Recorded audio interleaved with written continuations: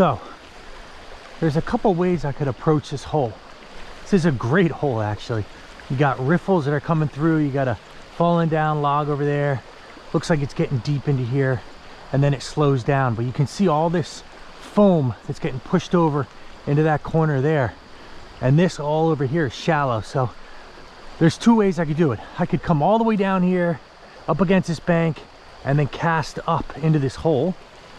Or I could start up here and use a streamer, cast over, and strip all the way down as I move down into the hole, and then go ahead and switch and nymph going up. So I just don't know which way I want to do. Some people say that you throw in a big, you know, lots of meats in here, and you blow this hole out and spook them. So I'm wondering if I should try to sneak down and nymph up, and then once I'm up here, then go ahead and streamer fish down. So that's probably what I'll do. I'm just gonna try to walk as slow as I can without spooking any fish that might be in here. Usually in my situation, I always end up making the wrong decision, but I'm already committed at this point.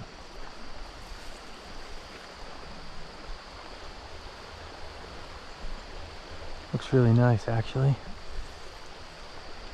I might actually start right here and fish all through here because it looks shallow back in there. So a little going all the way back down there probably won't do much.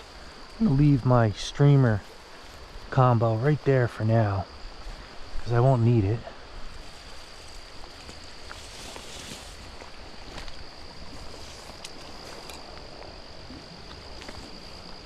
Spiders all over me.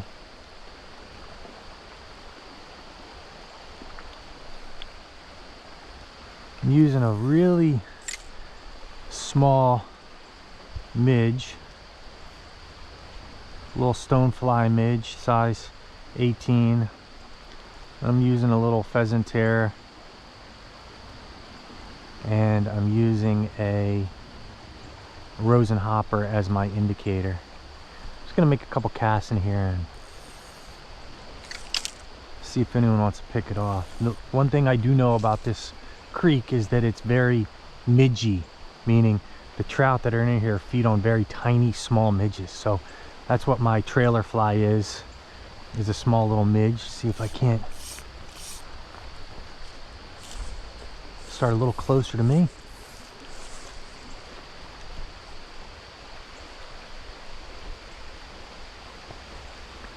Now this is a little shallow here. My fly line is drifting a lot slower, so I'm gonna have to mend in order to keep up with my fly line. So just lift my rod tip and just do a little bit of a twist with my wrist. It's just a motion, and that kind of gets my tip up and over and swings my fly out. Ooh, what was that? Wasn't paying attention. Go a little bit further out. There we go. Again, fly line is drifting a lot slower, so lift my rod tip and just make a little bit of a twist with my wrist. And you're gonna have to continue to do that to keep up with your fly, and then bring in your slack, because that's one mistake people make is once they mend, they keep all this slack all over the water surface, and when you go to set the hook, you're setting the slack and you're not setting the actual hook.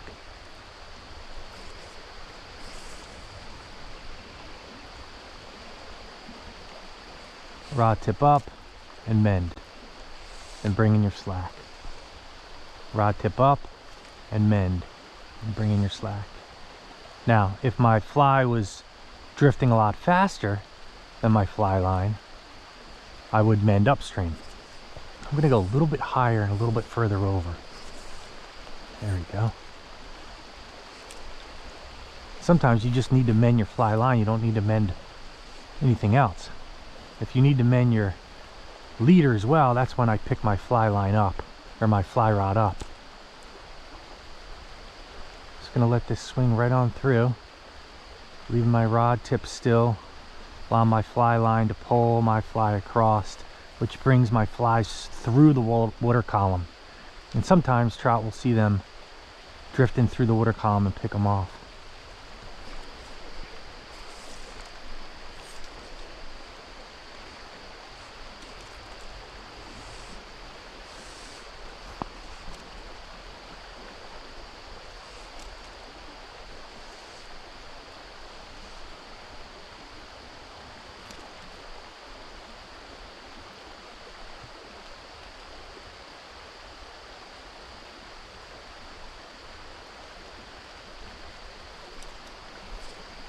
I'm gonna go further up and way over there underneath those trees there. See if I can't get someone over there.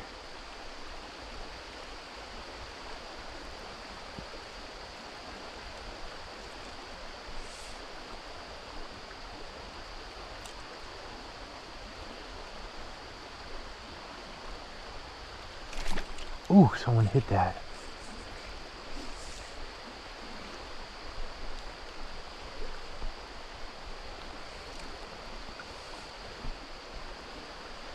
Now see how my fly line is way back here.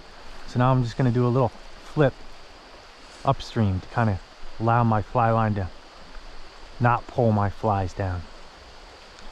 Again, I'm going to let this swing on through.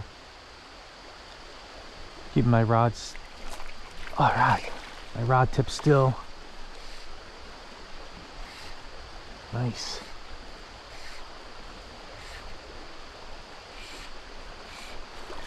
Good fighting fish. All right, little sucker. Actually a little fall fish. That's all right, I'll take it. That was a nice hit. It was a good fight.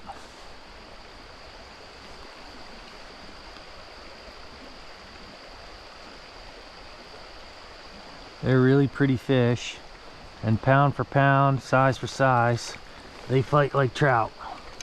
That is for sure.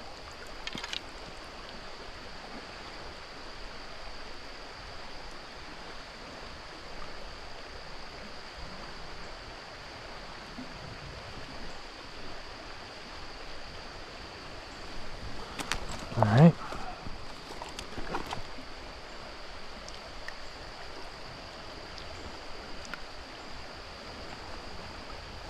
There you go.